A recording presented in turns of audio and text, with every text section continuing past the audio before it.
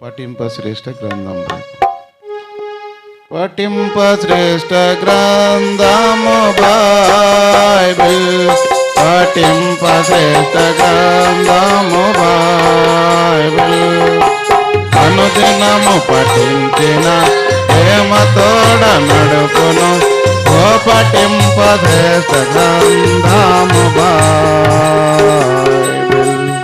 The best book to read is the Bible. The best book to read is the Bible. If you read it every day, it will help you all the way. Oh, the best book to read is the Bible. కూర్చోండి. రెండవ సమూయేలు గ్రంథము ప్రార్థనాంశముల కొరకై లేదా విజ్ఞాపన ప్రార్థన కొరకై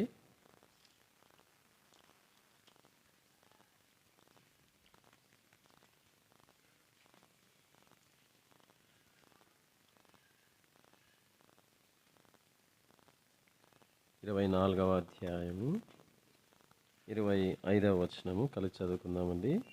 24, 25 రెండవ సమూయేలు గ్రంథము 24వ అధ్యాయము 25వ వచనం.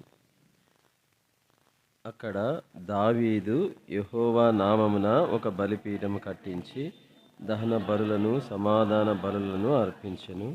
యెహోవా దేశము కొరకు చేయబడిన విజ్ఞాపనలను ఆలకింపగా ఆ తెగులు ఆగి ఇశ్రాయేలీలను విడిచిపోయిను. ప్రభు సహాయం కొరకే ప్రార్థన చేస్తున్నాం.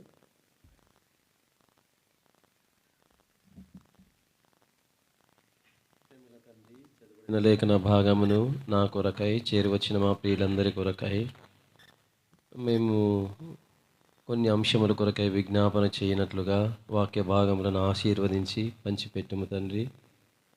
ఎవరి హృదయములో ఎట్టి భారమును మీరు కలుగు చేయాలని పరిశుద్ధ ఆత్మదేవ మీరు ఉద్దేశించి ఉన్నారు. మీరే ప్రతి ఒక్కరిని సంధించి వారి హృదయములో అట్టి భారము నుంచి అట్లు భారముతో విజ్ఞాపన చేయనట్లుగా కృప దయచేయండి. పరిశుద్ధ ఆత్మదేవ అట్లు మీరు మా మధ్య ఉండి మాలో ఉండి మాతో ఉండి మేము విజ్ఞాపన చేయనట్లుగా కృప దయచేయండి. బలహీన అయోగ్య దాసుని నా ఆత్మ ప్రాణ దేహంలో శుద్ధి చేసి మీ ప్రజల యొక్క ఆత్మీయ క్షేమం కొరకై తగిన తలంపులను దయచేయండి. యేసు ప్రభు నామమున ఈ సమయమును మీ ప్రజలకు వ్యర్థము కాకుండా కృప చూపండి. యేసు ప్రభు నామమున ప్రార్థిస్తున్నాం తండ్రి, ఆమేన్.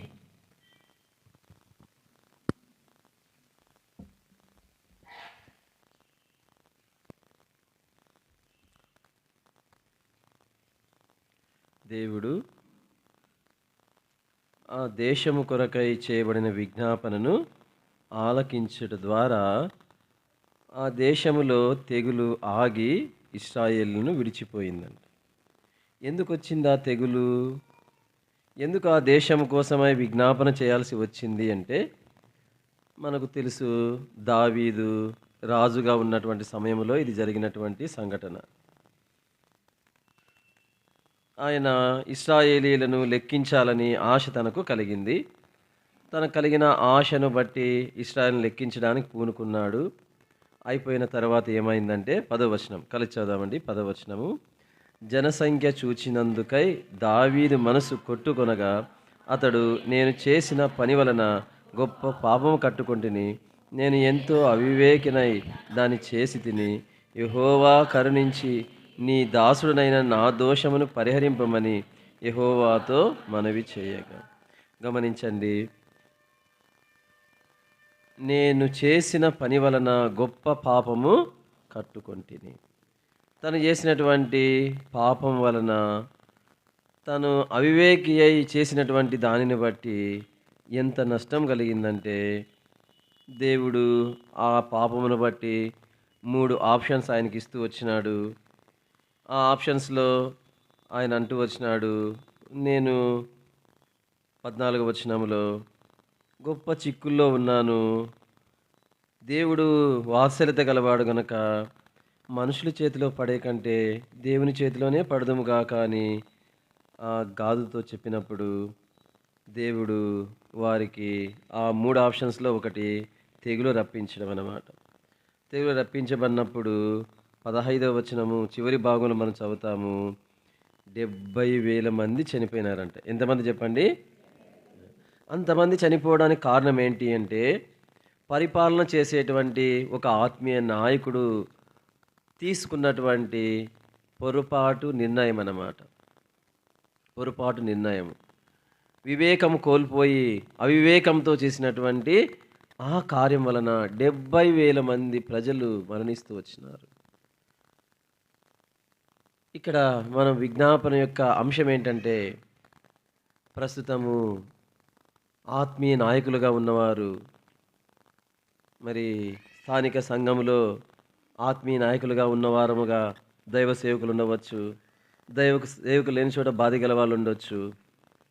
అట్లు ఆయా సంఘములలో ఉంటే ఆయా సంఘాల్లోని హెడ్ క్వార్టర్లో అంటే 2-3 సంఘాలు బ్రాంచ్లుగా ఉన్నటువంటి ఆ సంఘాల్లో ఉన్నటువంటి వ్యక్తులు కావచ్చు, లేదంటే జిల్లా ముఖ్య పట్టణంలో ఉన్నటువంటి వాళ్ళు కావచ్చు, లేదంటే రీజన్లో ఉన్నటువంటి మనది రాయలసీమ రీజన్ కదా అట్లు ఆయా రాష్ట్రంలో దేశంలో ఉన్నటువంటి ఆ రీజన్స్లో ఉన్నటువంటి మరి ఆత్మీయ నాయకులు కావచ్చు, లేదా సార్వత్రిక సంఘంలోని ఉన్నటువంటి ఆత్మీయ నాయకులు కావచ్చు. వారి కొరకై మనం ప్రార్థించాల్సిన వారమై ఉన్నాం. ఎందుకోసం అంటే వారు చేసేటువంటి పొరపాట్ల వలన ఆత్మీయులైనటువంటి అమాయకులైనటువంటి ప్రజలు నష్టపోయే పరిస్థితులు ఉంటాయి. వారు చేసే నిర్ణయాలు అధికారం ఉంది కదా అని దావీదు ఏం చేసినాడంటే ఆడికి యోబు అన్నాడు, అయ్యా ఎందుకు వచ్చిందయ్యా నీకు ఆలోచన? దేవుడు ఎక్కువ చేస్తాడులే అంటే, అదంతా నాకు తెలియదయ్యా, నేను చెప్పింది చేయిపో అని అధికారంతో ఆర్డర్ ఇచ్చినాడు దావీదు. దాని వలన కలిగిన నష్టము 70,000 మంది చనిపోతూ వచ్చినారు. కాబట్టి ఆత్మీయ నాయకుల కొరకై మనం ఈ సమయంలో ప్రార్థన చేద్దామండి. ఉదాహరణకు నేనున్న సంఘములో మాకు 2 బ్రాంచులు ఉన్నాయి. ఆ బ్రాంచుల్లో కావచ్చు, ప్రస్తుతము నేను సేవ చేస్తున్న సంఘంలో కావచ్చు, నేను చేసే తీర్మానాల వలన నేను తీసుకునే నిర్ణయాల వలన అమాయకులైన దేవుని పిల్లలు నష్టపోకూడదు. వారు నష్టపోకుండా అవివేకముతో కూడినటువంటి నిర్ణయాలు కాకుండా వివేకముతో గ్రహింపుతో కూడినటువంటి నిర్ణయాలు తీసుకున్నట్లుగా ఆత్మీయ నాయకుల కొరకై మనము విజ్ఞాపన చేయాల్సిన వారమై ఉన్నామన్నమాట. చూడండి, కొన్నిసార్లు ఏమవుతుందంటే ప్రభునందు నిద్రించినటువంటి వారిని బట్టి కూడా నష్టం కలుగుతుంది. చూడండి, 2వ సమూయేలు గ్రంథం 21వ అధ్యాయం. 2వ సమూయేలు గ్రంథము 21వ అధ్యాయం 1వ వచనం మనం కలిసి చదువుదామండి. 1వ వచనం మనం కలిసి చదువుదామండి. దావీదు కాలమున 3 సంవత్సరములు విడవకుండా కరువులు కలుగగా దావీదు యెహోవాతో మనవి చేసెను. అందుకు యెహోవా ఈలాగున సెలవిచ్చెను, సౌలు గిబియోనీయులను హతము చేసెను గనక అతనిని బట్టి నరహంతకులకు అతని ఇంటి వారిని బట్టి శిక్షగా ఈ కరువు కలిగెను. గమనించండి, దావీదు పరిపాలనలో 3 సంవత్సరాలు వరుసగా కరువు వచ్చిందంట. మనము ఒప్పుకోలు ప్రార్థన కొరకై చదివిన వర్తమానంలో చూస్తూ వచ్చినాం కదా, వారికి వరుసగా ఎన్ని సంవత్సరాలు వచ్చినా వాళ్ళు ఇట్లా దేవునితో విచారించలేదు. ఎవరు? యూదా ప్రజలు లేదా ఇశ్రాయేల్ ప్రజలు. కానీ దావీదుకు ఉన్న ఒక మంచి మనసు ఏంటంటే, ఏదో నష్టం కలిగిందంటే ప్రభువుని అడగడం అనేది ఆయన యొక్క అలవాటు అన్నమాట. వరుసగా ఒక సంవత్సరం అంటే కరువు వచ్చిందిలే, 2వ సంవత్సరం అట్లే వరుసగా వచ్చింది, 3వ సంవత్సరం వచ్చింది, ఏంది ప్రభువా ఇది అని ప్రభువుని అడిగితే ప్రభు ఆయనకు చెబుతూ వచ్చినాడు, ఎందుకు వచ్చింది కరువు అంటే, నీవేం తప్పు చేయలేదయ్యా, నీకంటే ముందు పరిపాలన చేసినాడు కదా సౌలు. ఆ సౌలు ఏం చేశాడంటే గిబియోనీలను హతం చేసినాడు. అంతేకాదు సౌలు యొక్క కుటుంబీకులు కూడా నరహంతకులై వారు ఇలాగ ప్రవర్తిస్తూ వచ్చినారు. దానికి శిక్షగా ఈ కరువు వచ్చింది అని చెప్తూ వచ్చినాడు అనమాట. గమనించండి, అంటే ప్రభువునందు నిద్రించిన ఆత్మీయ నాయకుల్లో ప్రభువుని అనుసరించుట మానినటువంటి ఆత్మీయ నాయకులు. ఎట్లాంటి ఆత్మీయ నాయకులు చెప్పండి? ప్రభువుని అనుసరించుట మానిన ఆత్మీయ నాయకులు. సౌలు గొప్ప రాజే, ఇశ్రాయేల్లో ప్రథముడైన రాజే, చాలా ఎత్తైన వాడే, సుందరుడే, ఆరంభంలో ఎంతో దీనుడే. రాజైన తర్వాత అతను చేసినటువంటి వాటిని బట్టి దేవుని అనుసరించుట మానివేసినాడు. దేవుడు అతనికి తోడైనట దేవుడు కూడా మానివేసినాడు. సౌలు తన జీవితంలో సరైన పశ్చాత్తాపం లేకుండానే కొనసాగుతూ వచ్చినాడు. ఇప్పుడు ఆయన ఏం చేస్తూ వచ్చినాడంటే గమనించండి. ఈ అధ్యాయంలోనే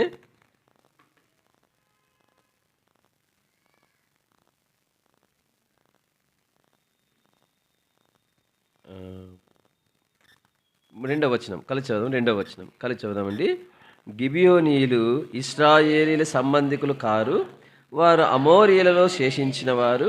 ఇశ్రాయేలు ఇమ్మును చంపమని ప్రమాణపూర్వకముగా వారితో చెప్పి ఉండిరి గాని సౌలు ఇశ్రాయేలు యూదాల వారి యందు ఆసక్తి గలవాడై వారిని హతము చేయి చూచుచుండెను. గమనించండి, సౌలు ఏం చేశాడంటే ఇశ్రాయేలు యూదాల వారి యందు ఆసక్తి గలవాడై గిబియోనీయుల్ని చంపుతూ వచ్చినాడు. ఈయన ఆసక్తి ఎవరి మీద? యూదా వాళ్ళ మీద ఆసక్తి అనమాట. యూదా వాళ్ళు మెచ్చుకోవాలంటే ఏం చేయాలా? ఇశ్రాయేల్ మెచ్చుకోవాలంటే ఏం చేయాలంటే గిబియోనీయుల్ని చంపాలా. ఆ గిబియోనీయులు ఎవరు అంటే యెహోషువ కాలంలో వారు భయముతో వచ్చినారు.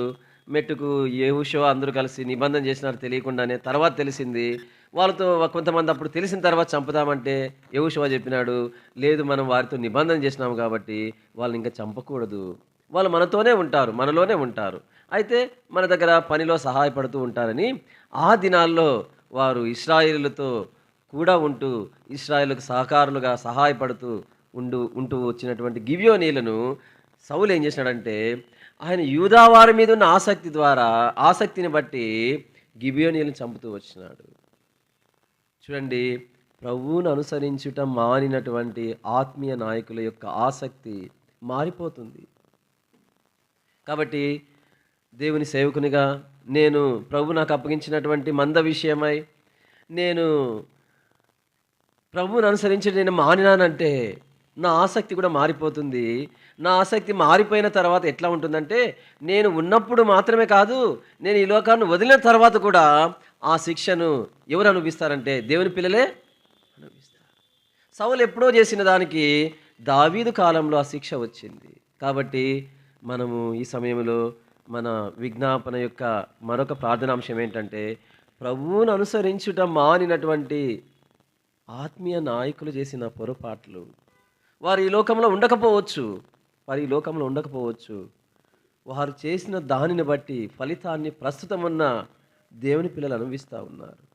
నేనేదో సార్వత్రిక సంఘంలోని పెద్దలను విమర్శిస్తున్నానని కాదు, ప్రభు నన్ను క్షమించునుగాక, విమర్శించడం కాదు. ఆత్మీయ నాయకులు అంటే చిన్న ఒక కుటుంబంలో భర్త ఆ కుటుంబానికి ఆత్మీయ నాయకుడు. చిన్న మందగా కూడుకునేటువంటి వారిలో ఒక దైవ సేవకుడు ఉన్నాడంటే వారికి ఆత్మీయ నాయకుడు ఆయన.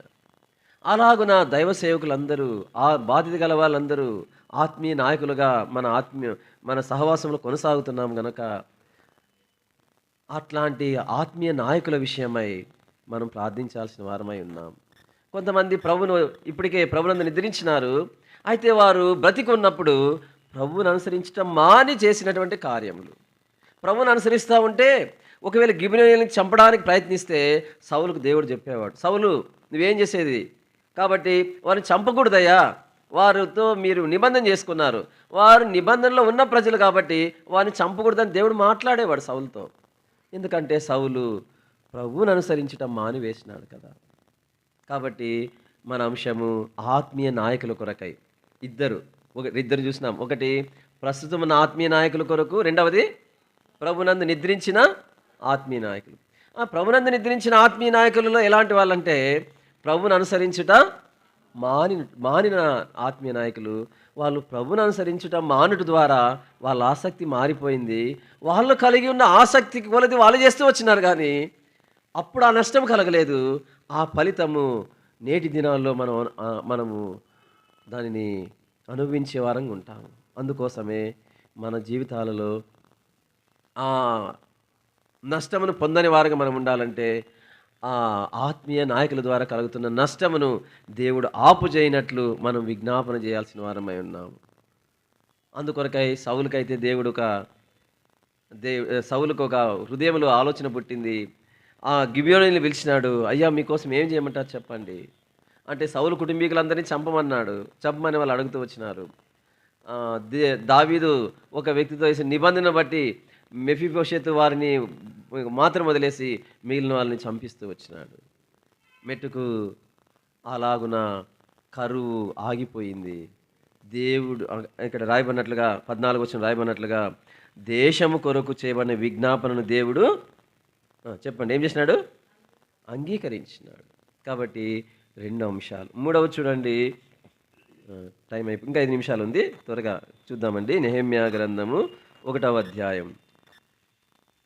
నెహెమ్యా గ్రంథం 1వ అధ్యాయం 2వ వచనము మనము కలిసి చదువుకుందామండి. 2వ వచనము లేకుంటే 2 నుండి 4, 2, 3, 4. 2 నేను చదువుతాను, 3 మీరు చదవండి, 4 కలిసి చదువుదామండి. నా సహోదరులలో హనానీయను ఒకడును యూదులలో కొందరును వచ్చిరి. చెరపట్టబడిన శేషములో తప్పించుకొనిన యూదులను గూర్చియు యెరూషలేమును గూర్చియు నేను వారిని అడగగా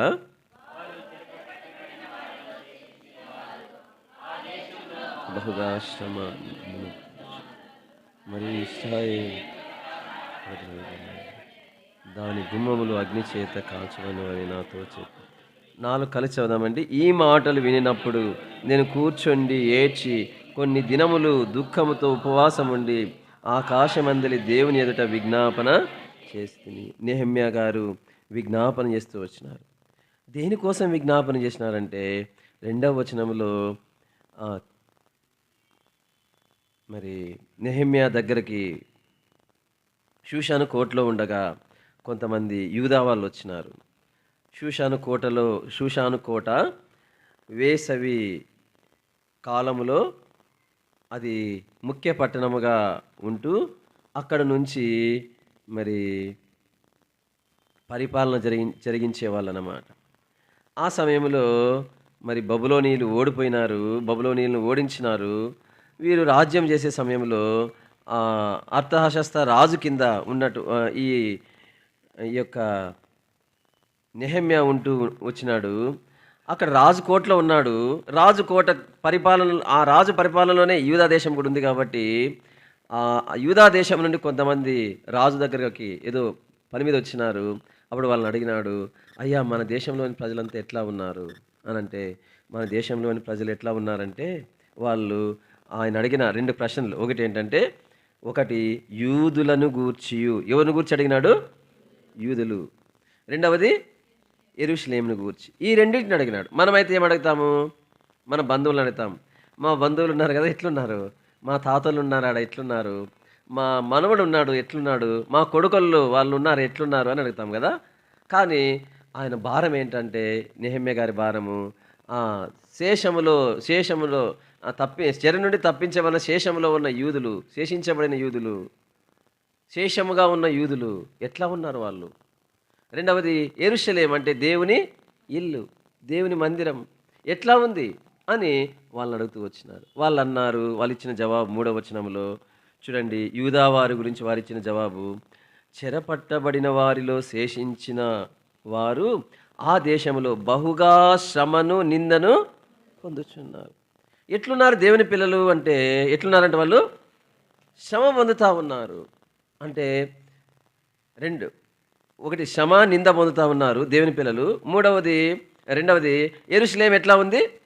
ప్రాకారం పడద్రోయబడింది, దాని గుమ్మములు అగ్ని చేత కాల్చబడ్డాయి. అప్పుడు చెప్పినప్పుడు నెహెమ్యా గారి హృదయంలో భారం కలిగింది. ఏం భారం అంటే, ఈ దేవుని ప్రజలు శ్రమ నుండి వారు విడిపించబడాల. రెండవది పడగొట్టబడిన ప్రాకారం తిరిగి కట్టబడాల, అగ్ని చేత కాల్చబడిన గుమ్మములు తిరిగి కట్టబడాల అని తన హృదయంలో భారం పుట్టింది. అప్పుడు వెంటనే ఏం చేశాడంట? విజ్ఞాపన చేస్తూ వచ్చినాడు. ప్రియమైన సహోదరుడా, సహోదరి, మన యొక్క విజ్ఞాపన యూదులైనటువంటి వారికి యూదులైన వారి కొరకు నెహెమ్యా చేసినట్టుగా, యూదులంటే ఎవరు అంటే చూడండి, రోమీలకు రాసిన పత్రిక 2వ అధ్యాయం, రోమీలకు రాసిన పత్రిక 2వ అధ్యాయము 28వ వచనం కలిసి చదువుదామండి. 28వ వచనము కలిసి చదువుదామండి. బాహ్యమునకు యూదుడైన వాడు యూదుడు కాడు, శరీరమందు బాహ్యమైన సున్నతి కాదు. 29 కూడా అలాగే. అయితే అంతరంగమందు యూదుడైన వాడే యూదుడు, మరియు సున్నతి హృదయ సంబంధమైనదై ఆత్మయందు జరుగునదే గాని అక్షరం వలన కలుగునది కాదు. అట్టివానికి మెప్పు మనుషుల వలన కలగదు, దేవుని వలననే. ఇక్కడ యూదుని గురించి రాయబడింది. ఎవడు యూదుడంటే 28వ వచనం చెబుతుంది, బాహ్యమునకు యూదుడైన వాడు యూదుడు కాడు. బాహ్యమునకు యూదుడైన వాడు అంటే బాహ్యముగా కత్తిరించి సున్నతి చేయబడిన వాడు యూదుడు కాడు. మరి ఎవరంటే 29వ వచనం రాయబడింది, అంతరంగమందు యూదుడైన లోపల హృదయములో వాడు ఏమైండాలంటే హృదయము సున్నతి చేయబడిన వాడు. అంటే అర్థం ఏంటంటే మారు మనసు కొరకై పశ్చాత్తాపడ్డారే, మారు మనసు కొరకై దుఃఖించారే, మారు మనసు కొరకై హృదయం పొడవబడినప్పుడు ఒప్పుకున్నారే, వాళ్ళే ఎవరంటే వాళ్ళెవరు? యూదులు. అంటే మనమందరం కూడా ఆత్మ సంబంధమైన యూదులం. మనమందరం కూడా వాక్యము చేత పొడవబడి దుఃఖముతో పాపములు ఒప్పుకొని మారు మనసు పొందిన వాళ్ళం. కాబట్టి మనం యూదులమే. కాబట్టి అంతరంగమందు సున్నతి చేయబడిన యూదులము. ఈ యూదులైన దేవుని పిల్లలు ఈ దినాల్లో ఎట్లా ఉన్నారంటే శ్రమల గుండా వెళ్తూ ఉన్నారు. సువార్తకి వెళ్తే శ్రమలు. ఇంకా మన రాష్ట్రంలో పర్లేదు, తెలంగాణ రాష్ట్రంలో, తెలంగాణ కంటే ఇంకా భయంకరంగా నార్త్ ఇండియాలో ఎక్కడైనా ఇట్లా కూడుకున్నారంటే అంత దొమ్మిగా వచ్చి నీకున్న పర్మిషన్ ఏంది చూపి, అసలు ఈ చర్చి ఎందుకు కట్టినారు అని పోలీసులు దగ్గరున్నా కూడా దౌర్జన్యం చేసి అక్కడున్న పాస్టర్ల మీద, మరి సిస్టర్స్ మీద, బ్రదర్స్ మీద దాడులు చేసి మొత్తం పడగొడతా ఉన్నారు. పోలీసులు దగ్గరుండి ఏమి చేయలేకపోతా ఉన్నారు. వారు శ్రమల గుండా వెళ్తూ ఉన్నారు. అట్లాంటి శ్రమల గుండా, పరిస్థితుల గుండా వెళ్ళినప్పటికీ ఏదైనా పూరిపాకలు అట్లాంటివి వేసుకుంటే పీకేస్తూ ఉన్నారు. షెడ్లు వేసుకుంటే వాడిని పడగొడతా ఉన్నారు. కొన్ని చోట్ల అట్లా పడగొట్టబడిన షెడ్ వేస్తే పక్కనే కూర్చొని వాళ్ళు ప్రభుని ఆరాధిస్తూ పాడినటువంటి పాటలు మనము యూట్యూబ్లో లేకుంటే వాట్సాప్లో చూస్తూ వచ్చినాము. వాళ్ళు ఎట్లా వెళ్తున్నారంటే దేవుని పిల్లలైన వారు శ్రమల గుండా వెళ్తూ ఉన్నారు. కాబట్టి ఈ సమయంలో శ్రమల గుండా వెళ్ళేటువంటి దేవుని పిల్లల కోసమే ప్రార్థన చేద్దాం. ఎలాంటి వారి కోసం చెప్పండి? శ్రమల గుండా వెళ్ళేటువంటి వారి కొరకై మనం విజ్ఞాపన చేద్దాం. అంతేకాదు రెండవది వారు యూదుల గురించి, రెండవది ఏమిటి గురించి అడిగినాడు?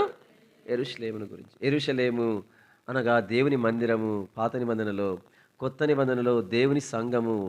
ఆ నూతన యెరూషలేము ఎవరంటే నీవు, నేను, మనమే. నూతన యెరూషలేము ఆ పరలోకము నుండి దిగవచ్చుట చూచి తిని అని అంటాడు. ఆ నూతన యెరూషలేము ఎవరంటే నీవు, మనమే. దేవుడు స్వరక్తం ఇచ్చి సంపాదించిన సంఘము. సంఘము యొక్క క్షేమం కొరకే ప్రార్థన చేస్తాము. సంఘము ఎక్కడైతే పడగొట్టబడిందో, సంఘం యొక్క ప్రాకారాలు పడగొట్టబడుతూ వస్తున్నాయి. సంఘం యొక్క గుమ్మములు కాల్చబడుతూ ఉన్నాయి. వారు అట్లా కావడానికి కారణం ఏంటంటే యెరూషలేములో నివసించేటువంటి యూదా వారి జీవితంలో సరి చేసుకోలేని వారి జీవితమును బట్టే దేవుడు అట్లా అనుమతించినాడు. మన జీవితాల్లో మరి సార్వత్రిక సంఘముగా ఎంతో అవమానకరమైన పరిస్థితి మనం ఎదుర్కొంటా ఉన్నాం. పాత నిబంధన కాలంలో యెరూషలేము చుట్టూ ఉన్నటువంటి ఆ ప్రాకారం పడగొట్టబడి గుమ్మములు కాల్చబడినప్పుడు వాళ్ళు ఎట్లాంటి అవమానం పొందేవాళ్ళంటే ఎవరైనా ఆ పట్టణం అట్లా దారిలో వెళ్ళేటప్పుడు యెరూషలేములోకి వెళ్ళాలంటే యెరూషలేము చుట్టూ పెద్ద పెద్ద రాళ్లతో కట్టబడినటువంటి గోడలు కూల్చబడి ఉంటాయి అన్నమాట. అది దాని మందం ఎంతంటే ఒక గోడ మందము కనీసము 40 అడుగులు వెడల్పు అనమాట. ఎన్ని అడుగులు చెప్పండి? 40 అడుగులు. 40 అడుగులు అంటే దాదాపు ఈ కాంపౌండ్ నుంచి ఆ కాంపౌండ్ ఎంత ఉందన్నా దానిలన్నా? ఈ కాంపౌండ్ నుంచి ఆ కాంపౌండ్ ఎంత ఉంది? 70 అడుగులు ఉందా? 70 అడుగులు ఉందంట. దాదాపుగా మందిరం అవతల. అంటే అంత మందంతో గోడలు, పెద్ద పెద్ద గోడలు, పెద్ద పెద్ద రాళ్ళతో కట్టిన గోడలు అన్నమాట. 40 అడుగులు మందంతో. చూడండి, 40 అడుగుల మందంతో కట్టబడిన గోడలు పడగొట్టబడితే ఎంత రాళ్ళ కుప్పగా ఉంటుంది. ఒక చోట కాదు, చుట్టూ యెరూషలేము చుట్టూ అన్నమాట. యెరూషలేము చుట్టూ అట్లా పడగొట్టబడింది. అప్పుడు ఆ దారిలో వెళ్ళేటువంటి వాళ్ళు అనేవాళ్ళు అనమాట, ఏమనుకునే వాళ్ళంటే ఆ ఊర్లో పోవాలంటే ఈ రాళ్ళు దాటుకొని పోవాలా, లేదంటే గుమ్మాల వెంట పోదామంటే గుమ్మాల వెంట కూడా వెళ్ళేవాళ్ళు గుమ్మములు ఎట్లా ఉన్నాయి? అగ్ని చేత కాల్చబడిన ఇండ్లు ఎప్పుడైనా చూసినారా మీరు? కాల్చబడిన ఇండ్లు ఎట్లా ఉంటాయో.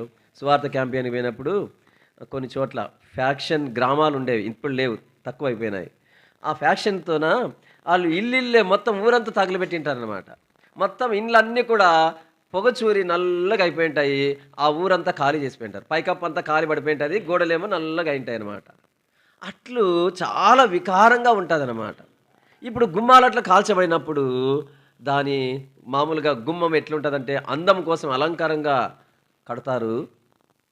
మామూలుగా మనకు తెలుసు. ఇంట్లోన ఆహ్, బెడ్‌రూము ఉన్నటువంటి బెడ్‌రూమ్ లోపల బెడ్‌రూమ్ గాని, కిచెన్ గాని పెట్టే వాకిళ్ళ కంటే ముందుర ఇంటి ముందర అంటే ఇంటికి లోపల ప్రవేశించేటప్పుడు పెట్టింటామే, ఆ ద్వారబంధం ఎట్లా ఉంటది? అలంకరణగా ఉంటాది. ఆ యొక్క తలుపులు గూడా చాలా భద్రంగా ఉంటాయి. అవి నకీషీ పనితో లేకుంటే ఇంకా చెప్పాలంటే కొంచెం అలంకరణగా, అందంగా ఉండడానికి ఉన్నట్లుగా చేసింటారనమాట. అట్లనే గుమ్మములు, యెరూషలేము యొక్క గుమ్మములు ఇతరులను చూస్తే రమ్యంగా ఉండి అవి ఇతరులను ఆకర్షించేవి. ఇప్పుడు అవి కాల్చబడిన వాటి వలన ఆ గ్రామములో, ఆ యెరూషలేములోకి, ఆ పట్టణంలోకెళ్ళాలంటే ఎవరైనా ఇతర ప్రజలు, అన్యులు అక్కడ వెళ్ళాలంటే ఆ గుమ్మాలు చూసి అనుకునే వాళ్ళంట, ఆ రాళ్ళ కుప్పను చూసి అనుకునే వాళ్ళంట, ఈ ప్రజలు, ఈ ఇశ్రాయేలీయులు ఎట్లాంటోళ్ళంటే వాళ్ళ దేవుని మాటే వాళ్ళే వినేవాళ్ళు కాదు. అందుకే దేవుడు అనుమతించినాడంట అని అనేవాళ్ళు. ఎంతో వాళ్ళు అవమానాన్ని భరిస్తూ వచ్చినారు. ప్రియ సహోదర, సహోదరి, నేటి దినాల్లో సార్వత్రిక సంఘం యొక్క పరిస్థితి ఎంతో అవమానంతో కూడిన పరిస్థితి మనం ఎదుర్కొంటా ఉన్నాం. అన్యులు మనల్ని అవమానపరిచేలాగా, అన్యులు మనల్ని ఎగతాళి చేసేలాగా మన సహవాసం యొక్క పరిస్థితి ఉంది. కాబట్టి అట్లాంటి పరిస్థితి మారునట్లుగా మనం విజ్ఞాపన చేద్దాం. సమయం అయిపోయింది, క్షమించండి. ఇప్పుడు చూడండి, మొట్టమొదటిగా ఎవరి కోసం చేయాలి చెప్పండి? ప్రస్తుతం ఉన్న ఆత్మీయ నాయకుల కొరకై. ఆత్మీయ నాయకులు అంటే సార్వత్రిక సంఘంలో నాయకులనే కాదు, చిన్న చిన్న సంఘాల్లో ఉన్నటువంటి నాయకులు, బాధిగల సహోదరులు, వారు సరైన నిర్ణయాలు తీసుకున్నట్లు, సంఘమునకు నష్టము కలిగించని, దేవుని పిల్లలకు నష్టము కలిగించని నిర్ణయాలు, తీర్మానాలు చేయనట్లుగా దయచేసి ప్రార్థన చేద్దాం. రెండవది, ప్రభువుని అనుసరించుట మానిన ఆత్మీయ నాయకులు చేసిన పొరపాట్ల వలన ప్రస్తుతం సహవాసంలో మనం ఎదుర్కొంటున్నటువంటి ప్రతికూల పరిస్థితులన్నీ దేవుడు ఆపు చేయనట్లు, ఆ నష్టం అంతా సమకూర్చున్నట్లు ప్రార్థన చేద్దాం. మూడవది ఏమిటంటే, శ్రమపరచబడుతున్న దేవుని పిల్లల కొరకై, శ్రమపరచబడుతున్న దేవుని పిల్లల కొరకై. నాలుగవది, పడగొట్టబడిన ప్రాకారములు, కాల్చబడిన గుమ్మముల్లాగా ప్రస్తుతం మన సహవాసం యొక్క స్థితి ఎలా ఉందో మీరు ఎరుగుదురు. కొంత గొప్ప ఆ పరిస్థితులన్నీ దేవుడు సరిచేయబడినట్లుగా దయచేసి మనం ప్రార్థన చేద్దామండి, విజ్ఞాపన చేద్దాం. దయచేసి ఒక రెండు ప్రేయర్ రిక్వెస్ట్లు చెప్తాను నేను. అంటే ఇప్పుడే ప్రార్థన చేయమని కాదండి, మీరు మీ వ్యక్తిగత ప్రార్థనలో కావచ్చు, మీ కుటుంబ ప్రార్థనలో కూడా మీరు చేయొచ్చు. దయచేసి మా కోసము ఏంటంటే, ప్రభు చిత్తం అయితే మేము నార్పలలో కాంపౌండ్లో ప్రస్తుతం ఉన్నటువంటి రేకుల షెడ్ అనమాట, అది వర్షం వస్తే కారి మొత్తం అంతా నీళ్ళన్నీ నిండుకుంటాయి అన్నమాట. నీళ్ళన్నీ ఆ లాస్ట్ నుంచి లోపలికంతా వచ్చేస్తాయి అన్నమాట. కాబట్టి వర్షం వస్తే కూడుకోవడానికి కూడా ఉండదన్నమాట. కాబట్టి పక్కన మందిరం కట్టుకోవాలని ఖాళీ స్థలం ఉంది, కాంపౌండ్లోనే మందిరం కట్టుకోవాలనుకున్నాము. దయచేసి మీ వ్యక్తిగత కుటుంబ ప్రార్థనలో గొలుసు ప్రార్థన చేసినప్పుడు జ్ఞాపకం చేసుకోండి. రెండవ మనవి, ఇది నా పర్సనల్ ఏంటంటే, మా కుమారుడు మెసెంజర్ అని, మా అబ్బాయి మెసెంజర్ 10వ తరగతి చదువుతున్నాడు. ఎందుకు మీకు ప్రత్యేకంగా చెప్తున్నానంటే, 10వ తరగతికి దాదాపు 7 స్కూళ్ళు మారినాడు అనమాట. ఎన్ని స్కూళ్ళు చెప్పండి? మాకు ట్రాన్స్ఫర్లు రావడం వలన విదేశీ చూపి పోవాల్సి వచ్చింది. అట్లు మారడం వలన ఎన్ని స్కూళ్ళు అంటే 7 స్కూళ్ళు మారినాడు. కాబట్టి బేసిక్స్ సరిగా ఉంటాయి. అట్లా చేస్తే చదువుకునే వాళ్ళు చెప్పండి, బేసిక్స్ సరిగా ఉంటాయా? కష్టం కదా. కాబట్టి కొన్ని బేసిక్స్ సరిగా లేక చదువులో ఇబ్బంది పడతా ఉన్నాడు. మీ వ్యక్తిగత ప్రార్థనలో ఇప్పుడే విజ్ఞాపన ప్రార్థనలు చేయమని కాదు, మీ వ్యక్తిగత ప్రార్థనలో, కుటుంబ ప్రార్థనలో, మీరు గొలుసు ప్రార్థనకు వచ్చినప్పుడు ప్రార్థనలో జ్ఞాపకం చేసుకోండి. 10th క్లాస్లో మా అబ్బాయి మరి పాస్ అగునట్లు దయచేసి ప్రార్థన చేయండి. మా బావ పేరు ఏం పేరు? మెసెంజర్ అంటే వర్తమానికుడు కదా, అది గుర్తుపెట్టుకొని దయచేసి ఈ 2 మనవుల కోసం కూడా దయచేసి ప్రార్థనలో జ్ఞాపకం చేసుకోండి.